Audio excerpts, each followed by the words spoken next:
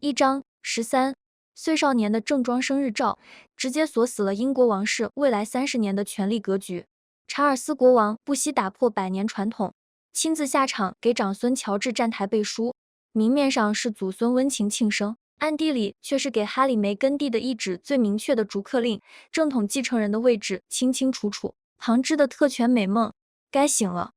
谁都没想到，乔治王子的13岁生日会变成王室权力交接的标志性节点。以往只有整10岁生辰才配拥有的官方祝福，这次直接破格给到了13岁的少年。一张看似普通的生日写真，藏着血脉传承、明星收割、储君官宣的3层深意。更耐人寻味的是时间点，刚好卡在哈里梅根带孩子反映求名分之后，前脚刚走完私人会面的过场，后脚正统继承人就高调亮相，这哪里是巧合，分明是查尔斯亲手划下的红线。先给你啰清楚这场生日庆祝有多特殊，看完你就明白，这根本不是普通的家庭庆生，是一场精心策划的王室权力官宣。按照温莎王室延续了上百年的老规矩，王室成员过生日，只有整10岁的大日子，白金汉宫才会发布官方祝福，普通生辰连条公开动态都不会有。说白了，不是重要节点，不是核心成员，不配占用王室的官方宣发资源。可这次乔治13岁生日，既不是成年礼，也不是整10岁的里程碑，查尔斯直接打破惯例，白金汉宫第一时间发文庆生，国王本人更是亲手转发生日照送祝福，阵仗比很多成年王室成员的生日都隆重。你说这是爷爷疼孙子，随手多送一句祝福，太小看王室的行事逻辑了。白金汉宫的每一条官方动态，每一次公开表态，背后都有明确的政治用意。查尔斯不惜打破传统，也要给乔治牌面，核心目的只有一个，向全英国乃至全世界强化第2顺位继承人的正统地位，把未来国王是乔治这个认知牢牢定在公众心里。再看肯辛顿宫放出的这张生日照，门道就更深了。照片里的乔治一身深色西装搭白衬衫，领口微敞没打领带，既正式庄重又不刻板老气，和往年 polo 衫夹克的休闲风格完全不同。这是他第一次在官方生日照里穿得如此正式，信号非常明确，少年时代结束了，王室继承人的身份要正式摆到台面上了。更懂行的人一眼就能看穿选图的小心思。照片里乔治笑起来露出的小虎牙，活脱脱就是伊丽莎白20年轻时的翻版。这个特征是温莎家族最鲜明的遗传印记，从伊丽莎白王太后传到女王，再传到威廉，如今又在乔治脸上完美复刻。这哪里是普通的长相遗传，这是温莎正统血脉的活印章。威廉凯特特意选了鹿虎牙的这张，就是要明明白白告诉所有人，这孩子身上流的是温莎家族最根正苗红的血。还有那头阳光下泛着光泽的金发，配上澄澈的蓝眼睛，像极了年轻时的戴安娜王妃。戴安娜在英国民众心里是什么分量？那是永远的人民的王妃，是民意天花板，哪怕去世这么多年，好感度依旧无人能及。威廉不用多说一句话，只要放出这张照片，民众自动就会把对戴安娜的怀念与好感平移到乔治身上。这招无声的明星收割，比10场煽情专访都高明。很多老粉盯着照片说，乔治微微颔首，抬眼望镜头的神态，像极了晚年的伊丽莎白女王。女王晚年拍官方照，最喜欢用这种略带沉稳的君主式凝视，不怒自威，自带气场。13岁的少年能拍出这种感觉，一半是天生的血脉气质，另一半自然是拍摄时刻意引导的结果。每年生日只发一张照片，偏偏在13岁这个节点选了最具王者气的一张，这不是偶然，这是宣告王位第2顺位继承人正式褪去孩童气了。除了这张官方正装照，肯辛顿宫还罕见放出了一段几10秒的私人生活短片，算是给王室粉丝的生日惊喜。镜头里的乔治完全卸下了正式场合的拘谨，戴着黑色大框墨镜，穿着休闲短袖在沙滩上漫步，嘴角咧开露出灿烂的笑容，少了几分王储的沉稳，多了几分少年人的肆意。另一组镜头里，他打着赤脚奔走在苏格兰高地的山丘上，风吹乱了金发，脚步轻快又随性，和正装照里严肃沉稳的样子判若两人。显然，在公众面前逐渐展露王储气场的乔治，私下里依旧是个爱跑爱闹、活泼开朗的大男孩。你可别以为这段视频就是随便剪了点日常花絮当福利，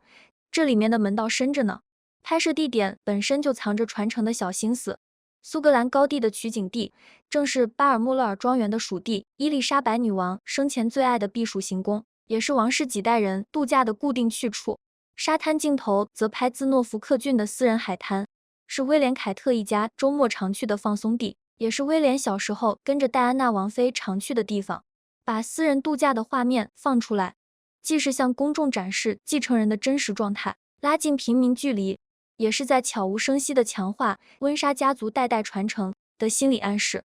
更耐人寻味的是分寸感的拿捏。乔治作为未来国王，成长全程都在公众视线里，可威廉凯特始终张弛有度，正式场合塑造继承人形象，私下日常展现少年本色，既满足了公众的知情权，又守住了孩子的成长边界。反观哈里梅根的两个孩子，阿奇和莉莉贝特长到7岁和5岁，连一张清晰的官方正脸照都没公开过，嘴上天天喊着保护孩子隐私，转头又把王室王子公主的身份挂在嘴边当变现筹码。一边是坦荡的正统继承人，一边是神秘的旁支后代，哪边更站得住脚？民众心里早就有了答案。除了形象上的官宣，实际的培养路径也早已铺好。今年秋天，乔治就要正式入读伊顿公学，开启为期5年的寄宿生活。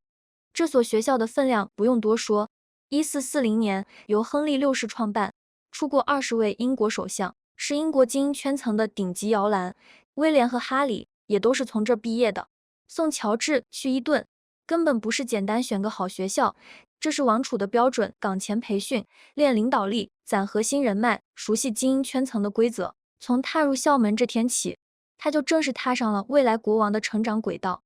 当然，他面临的挑战也比父亲当年大得多。王室专家金赛斯科菲尔德说得很直白，乔治的伊顿生涯会比威廉当年难太多。20年前，威廉上学时，还没有满天飞的无人机，无孔不入的社交媒体，隐私保护难度远没有现在大。如今，随便一个学生拍段视频发网上，就能引发全网热议。要在这种环境下平衡学业、社交和隐私，难度可想而知。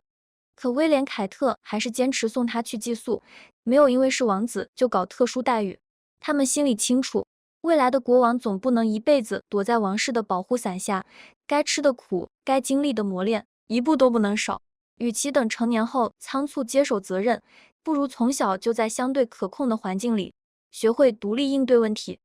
这半年来，乔治的公开露面也明显多了起来。上个月跟着凯特去皇家空军基地纪念武装部队日，还坐进了喷火式战斗机的驾驶舱。作为未来的武装部队统帅，提前熟悉相关领域。去年圣诞节跟着威廉去收容所，给无家可归的人分发圣诞餐，在访客簿上签下自己的名字。而前一页正是1993年威廉和戴安娜王妃留下的字迹。这种跨越2代人的传承，比任何说教都更有分量。威廉和凯特一直坚持慢养原则，绝不逼孩子承担不想承担的责任，所有公务都是循序渐进、体验为主。可哪怕节奏再慢，所有人都看得出来，13岁的乔治已经正式走上了王储的成长轨道，温莎王室的下一代核心稳稳立住了。讲到这儿，肯定有人问，好好的给孙子庆生，怎么就扯上哈里梅根了？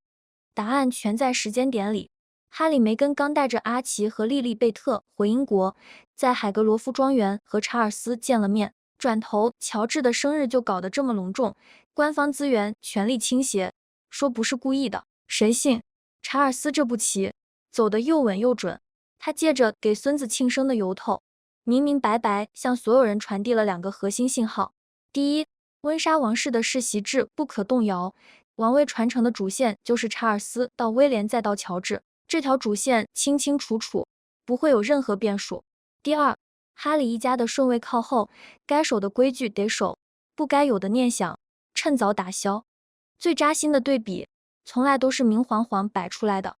乔治过个13岁非整生日，白金汉宫、肯辛顿宫双双发文，国王亲自转发站台，全英国媒体跟着刷屏，官方认证拉满。可哈里的2个孩子，阿奇7岁，莉莉贝特5岁，长这么大，白金汉宫连一次正儿八经的官方生日祝福都没给过。同样是查尔斯的孙辈，同样拥有王室血脉，一个是官方盖章的未来君主，一个是连官方名分都没有的旁支后代，亲疏远近，一目了然。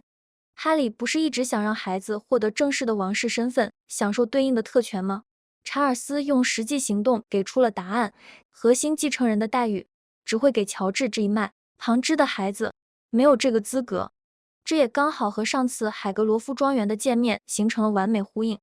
哈里梅根带着孩子回去，打的什么算盘？明着是探亲，让孩子见见爷爷，实则是想拿孩子当筹码，逼查尔斯松口，给孩子正式的王室身份和待遇，最好能像乔治他们一样，有官方头衔，有公开活动，有对应的安保和福利。甚至哈里还对外放话，说孩子看到皇家庄园很震撼，要让他们认清自己的继承人身份，话里话外都是在给查尔斯施压。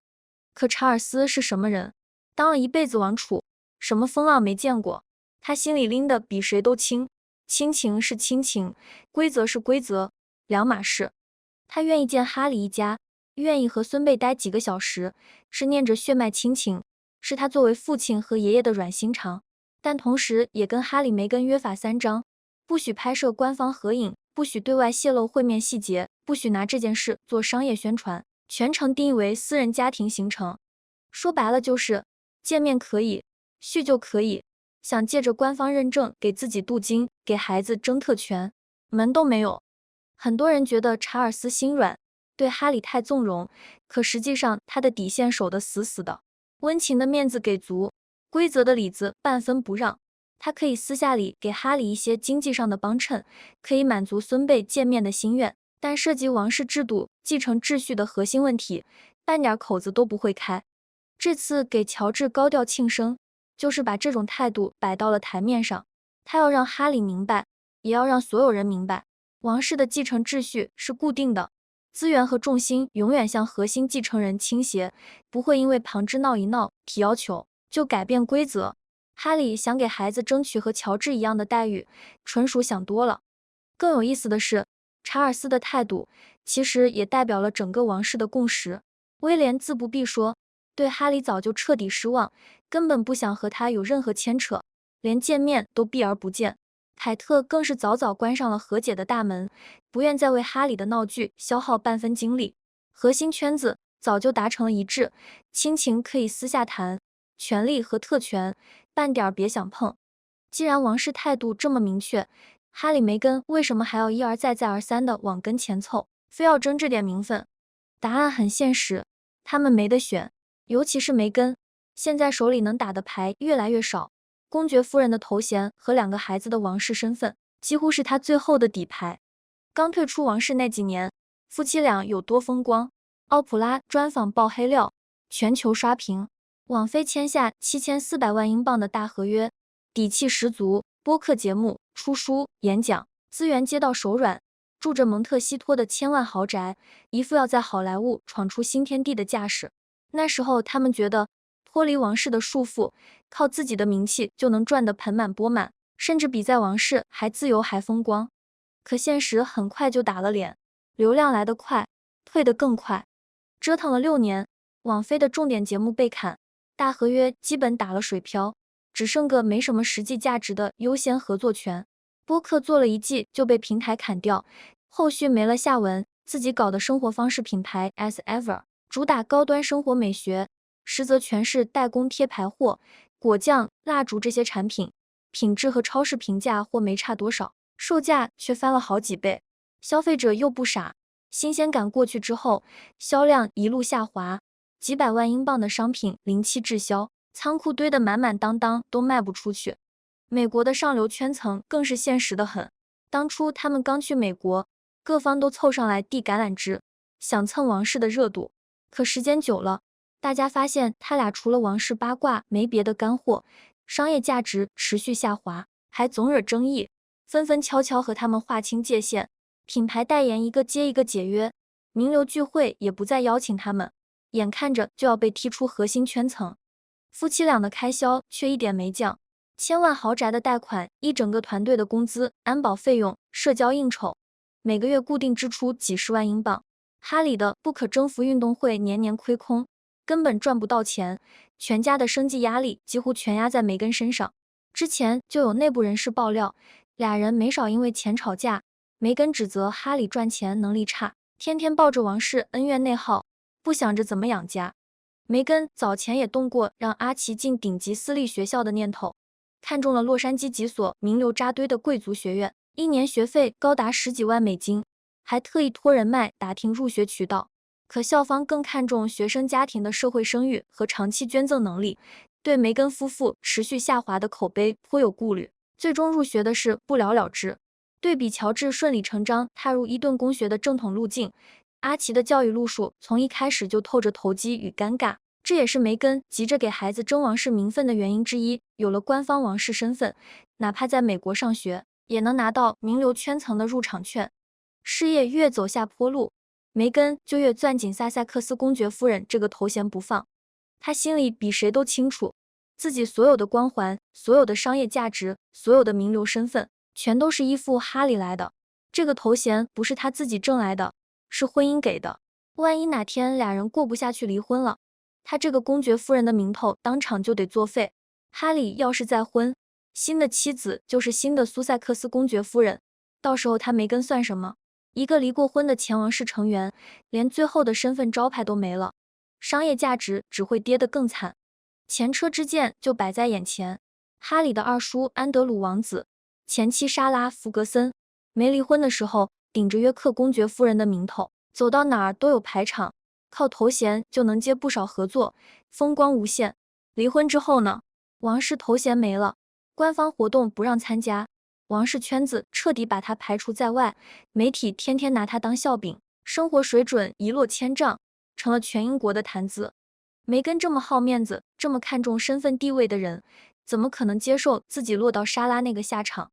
所以他才把2个孩子当成了最后的筹码，让阿奇和莉莉贝特拿到官方认可的王室身份，对他来说有百利而无一害。一来，孩子有了正式的王室名分，就是永久的流量密码，以后不管是接合作还是做项目，都能打着王室王子公主的旗号，变现的路子就能一直通着。二来，哪怕以后和哈里的婚姻出了变数，孩子的王室血缘改不了，身份改不了，他作为生母，照样能靠着孩子蹭王室的光，相当于给自己留了后路。说白了，孩子就是他压在王室身上的长期保险，只要孩子的王室身份稳了，他的阶层和身价就稳了。上次带着孩子回英国，哪里是单纯的探亲，就是带着筹码去谈判的，想让查尔斯松口，给孩子正式的王室待遇，最好能像乔治他们一样，有官方祝福，有公开露面的资格，有对应的特权。可惜查尔斯拎得太清楚了，温情的面子给足，实际的好处半分不给。见了3个多小时，聊了家常，看了孩子，半点关于身份待遇的承诺都没给。梅根的如意算盘直接落了空，也难怪他回去之后就放话，说王室又伤害了他，摆出一副受委屈的样子。说白了就是没拿到想要的好处，心里不平衡，又开始走卖惨薄同情的老路。可这招用了太多次，观众早就免疫了。同样是王室血脉，同样是养孩子，威廉·凯特和哈里·梅根走的完全是2条截然不同的路。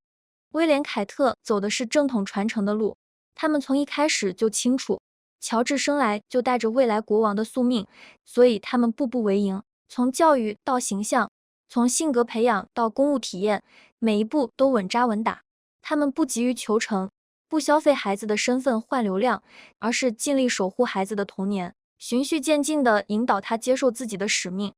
他们给乔治选一顿公学，是为了让他接受最正统的精英教育，积累属于自己的人脉。他们带他参加公益活动，是为了让他懂得责任与共情，明白王室的意义在于服务民众。他们精心挑选每一张公开照片，是为了传递正向的形象，积攒民众的好感与信任。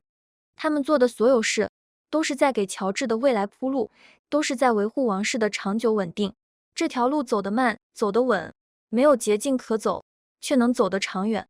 而哈里·梅根走的是投机变现的路。他们把王室身份当成变现工具，把孩子的血脉当成谈判筹码，不想履行王室的责任，不想受规则的约束，只想享受头衔带来的红利和特权。孩子长到7岁，几乎没在王室正式场合露过面，没接受过任何王室相关的培养，天天把保护隐私挂在嘴边，一到需要谈合作、抬身价的时候，就把王室王子公主的身份拿出来说事，一边斩断孩子和王室的实际联系，一边又想让孩子享受王室的身份红利，一边骂王室规矩令人窒息，一边又死攥着王室头衔不肯放，既要又要的结果就是两头不靠，哪边都不讨好。这两种选择注定了两种结局。乔治会在伊顿公学慢慢成长，逐步承担更多王室责任，未来顺理成章地接过王储的位置，最终戴上王冠。他的尊荣来自传承，更来自民众的信任与认可，稳稳当当，无可撼动。而阿奇和莉莉贝特只能活在王室旁支后代的名头里，靠着父母的运作偶尔蹭点热度。如果梅根一直抱着投机的心态，孩子最终只会沦为变现的工具，既得不到正统王室的认可，也过不上真正普通平静的生活。说到底，温莎王室的核心从来都不是头衔，而是责任。你能承担多大的责任，才能配得上多大的尊荣。威廉·凯特一家天天出公务、做慈善、守规则，维护着王室的形象和运转，所以他们享受核心资源和民众爱戴，理所应当。哈里·梅根一家退出公职，远离体系，靠爆王室黑料赚钱，还想回头要核心待遇和官方名分，天底下哪有这么便宜的事？其实温莎王室这么多年的风风雨雨，早就把最朴素的道理摆得明明白白了。头衔能敲开一时的大门，守不住一世的尊荣；流量能换来短期的利益，换不来长久的民心。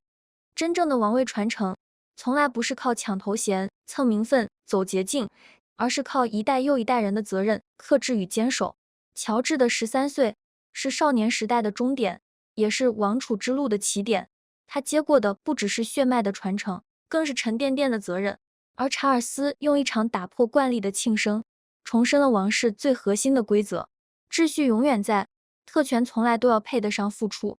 王冠从来不是血缘的赠品，是责任的加冕。捷径换不来世袭的尊荣，实干才能守得住真正的民心。哈里·梅根如果一直看不清这一点，总想着靠头衔蹭红利，靠孩子抢特权，最终只会在投机的路上越走越偏，离真正的王室核心越来越远。